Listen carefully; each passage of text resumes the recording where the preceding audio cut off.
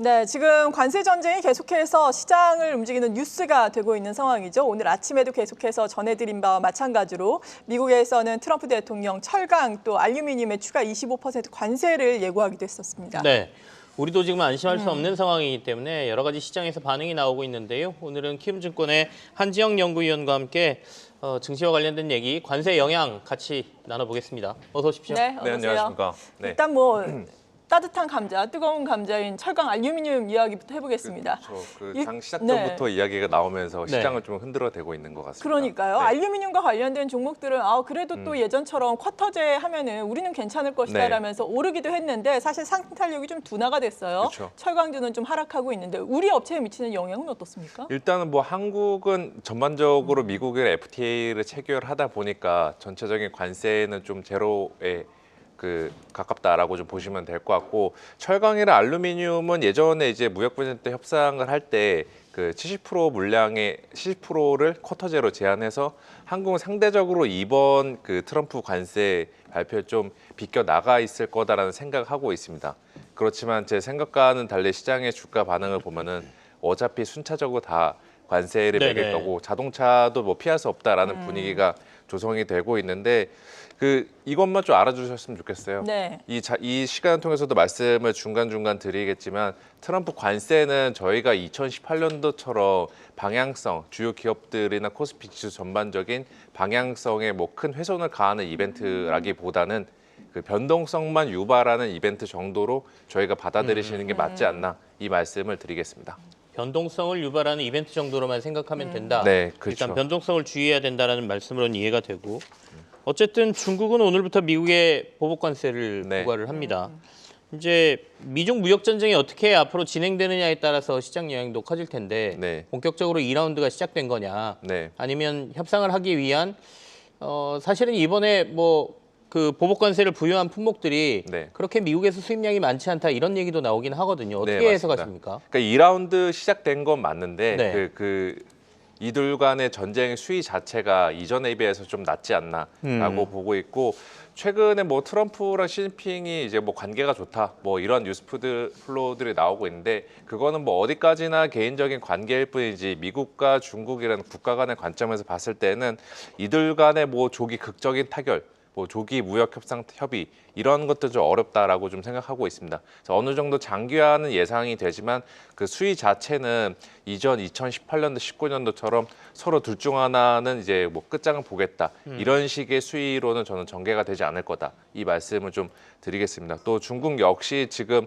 트럼프랑 싸움보다는 미국과의 이제 분쟁보다는 내수 경기 활성화 방안에 초점을 맞추고 있는 만큼 미국의 관세 위협에 대해서 그들도 어느 정도 액션, 제스처를 취하겠지만 좀 제한적인 수준으로 좀 유화적인 스탠스를 섞어가면서 대응해 나갈 거다. 저는 이렇게 좀 판단을 하고 있습니다. 네, 아무튼 미국의 관세 전쟁이 우리나라 기업이라든지 우리나라의 방향성을 훼손하는 큰 이벤트가 되지는 않을 것이다라는 측면에서 말씀해 주셔서 다행이긴 한데, 그래도 향후에 우리나라에 대한 관세 부과라든지 또 한미 FTA와 관련해서는 수정이라든지 이런 부분도 있을 수는 있잖아요. 네, 다분히 있죠. 그래서 트럼프가 관세를 요구하는 것도 많은 분들이 이 방송에서도 이야기를 하셨을 텐데, 결국에는 이제 관세는 목적보다는 그냥 수단.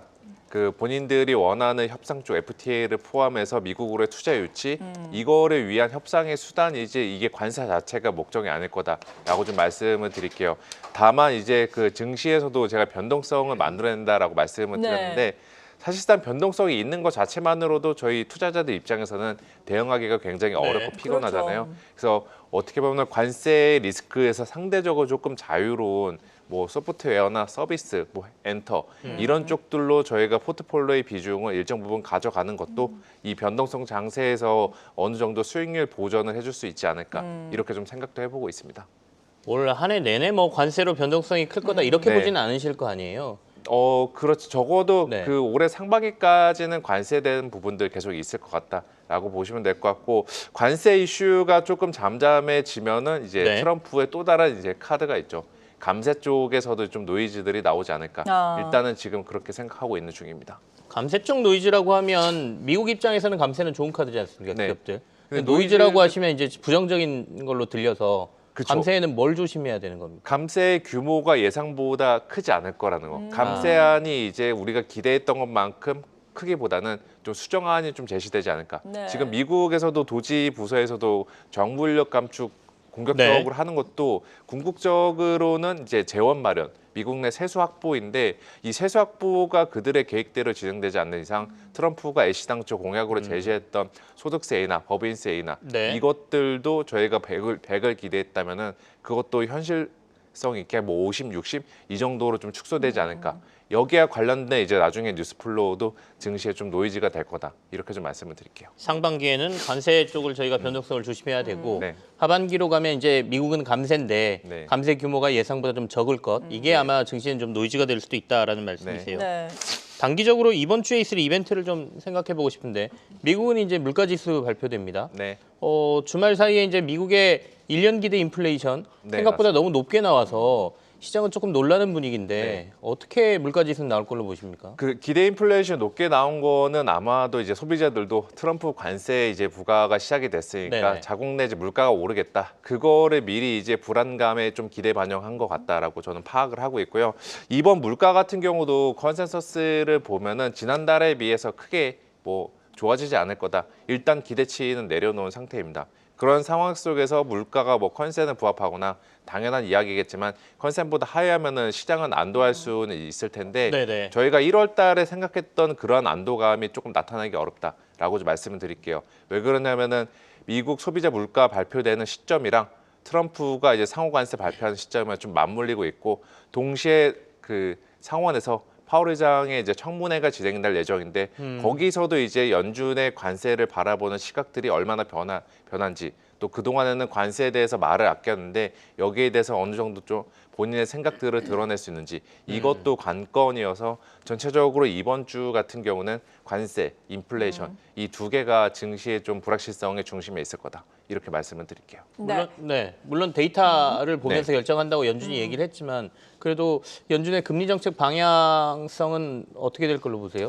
저는 뭐 3월달 금리 동결은 조금 금리 인하는 조금 어렵다라고 보고 있고 저는 최소 그래도 6월달과 9월달 각각 연내 2회 정도. 지금 시장에서는 1회 하냐 2회 하냐 이거 가지고서 알력 다툼이 벌어지고 있는데 저 같은 경우는 미국 내 코어 물가의 하향 안정세 그리고 상반기 때까지 제가 관세에서 이제 하반기로 감세로 넘어간다라고 말씀을 드렸잖아요.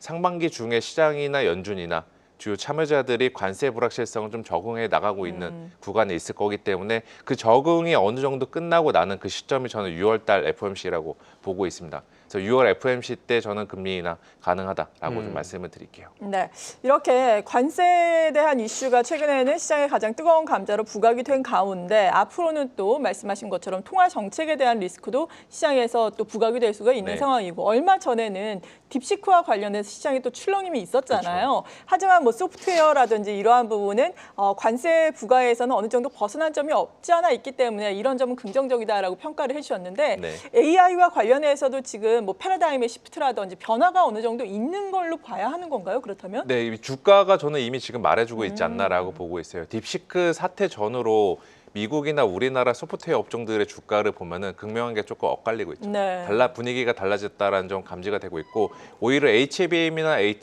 포함해서 AI 하드웨어 업체들, 엔비디아를 포함해서 AI 하드웨어 업체들은 딥시크 전후 또 수익률 변화가 많이 바뀌어 있는 상태입니다. 그만큼 지금 시장에서도 현재 내러티브 변화를 만들어내고 있는 이 구간에 있다. 현재 진행형에 있다라고 판단하고 있고 당분간 저는 이 내러티브 변화, 네. AI 하드웨어에서 소프트웨어로 이동하는 거 이거는 계속될 거다. 그게 좀 다시 한번 그 반전을 겪으려면은 27일 예정된 엔비디아 실적에서 과연 그들의 수익성과 또 미래에 대한 가이던스 또 AI의 수요에 대해서 어느 정도 톤의 변화가 있는지 그거를 확인을 해야 되는데 그 전까지는 저는 최소한 AI 소프트웨어 쪽들로 실고 가는 게 맞지 않나라고 보고 있고 지금 주가 같은 경우는 단기적으로 급등을 한 만큼 비싼 감이 있죠. 얼마든지 차익 실현하고 싶은 욕구들도 있는데 저는 뭐 이렇게 주도 테마로 주도 업종으로 부각되는 이 업종들은 스토리뿐만이 아니라 내러티브뿐만이 아니라 실적까지 뒷받침되면은 지금 계속 더 갈 수 있다라고 보고 있고 다행히도 지금 실적 발표한 AI 소프트웨어 업체들 우리나라나 미국 모두 어느 정도 그 숫자랑 기대감 다 충족시켜주고 있다라고 보고 있어요. 그래서 저는 이쪽에 포트 집중해 가는 것도 좋은 전략이다. 이렇게 말씀드립니다. 그런데 AI 하드웨어 쪽은 어떻게 보고 계신지 궁금하거든요. HBM 뭐 1분기 수출에 대한 우려감 지금 조금 있잖아요. 이에 따라서 맞습니다. SK 하이닉스도 오늘 한미반도체가 많이 빠지고 있는데 이 부분은 어떻게 간략하게 보시는지 궁금하거든요. 단기적으로는 많이 빠졌으니까 한 번씩 반등은 나와줄 텐데 저희가 1월 달에 그 퍼포먼스, 그 주가 레벨로 그 복구를 하는 데까지는 적어도 2월 말까지는 기다려야 된다. 이렇게 말씀을 드릴게요. 이번 주에 국내 주요 기업들 실적 발표 일정을 보니까 한화오션, 한화에어로스페이스, 크래프톤 네. 그래도 시장에서 요즘 나쁘지 않은 기업들이거든요. 네. 그래서 이번 주 시장의 변동성을 이들이 좀 막아줄 수 있을까라는 기대감이 있는데 어떻습니까? 뭐 저도 비슷한 생각인데 대신에 뭐 게임 업종 같은 경우는 많이들 이제 체감하실 텐데 게임 업종도 사실상 다 개별주들이잖아요. 네. 개별 게임 신작이나 게임 순위 변화에 따라서 달라질 수 있는 만큼 이거는 이제 개별 종목 장세로 봐야 된다라고 말씀을 드리고 싶고 방산주 같은 경우는 그 업종이 지수 업종을 추정하는 방산지수 ETF나 개별 방산주로 대응 충분히 가능하다라고 보고 있어요.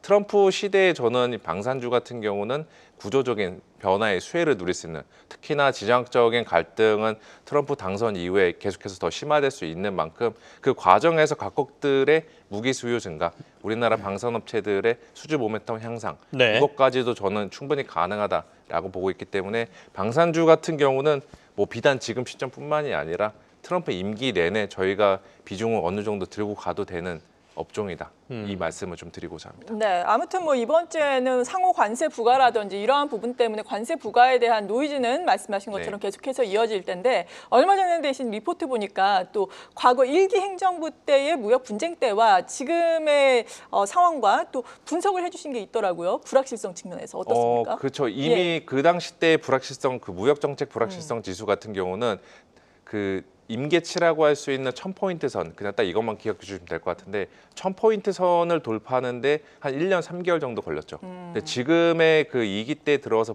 그 지수가 1000포인트 돌파하는 데까지 한 달 걸렸습니다. 네. 과거에 1년 3개월에 걸쳐서 반영한 거를 이번에 한 달 만에 반영을 해버린 거는 그만큼 시장은 이미 트럼프 작년 11월 트럼프 당선 직후부터 이거 쉽지 않겠다. 무역 분쟁 다시 되겠다. 이것들을 선제적으로 반영한 측면이 있다라고 보고 있어요. 그 과정에서 지난 3, 4개월간에 거쳐서 달러나 금리 또 주식시장 변동성들이 상당했는데 그게 이제 거기 미리 기반영돼서 녹아있다라고 보고 있어서 저는 지금 시점에서는 방향성이 아닌 진폭만 만들어내는 그 변동성 재료에 국한될 거다. 이렇게 말씀을 드리겠습니다. 네, 우려보다는 충격이 네. 적을 것이다. 이렇게 또 적으셨을 때 정말 충격이 좀 적기를 바라보겠습니다. 네. 네. TM증권 리서치센터의 한지영 연구위원과 함께했습니다. 고맙습니다. 네, 감사합니다. 계속해서 다양한 경제 이슈를 알고 싶다면 구독과 좋아요, 알림 설정 부탁드립니다. AI 캐스터 권미정이었습니다.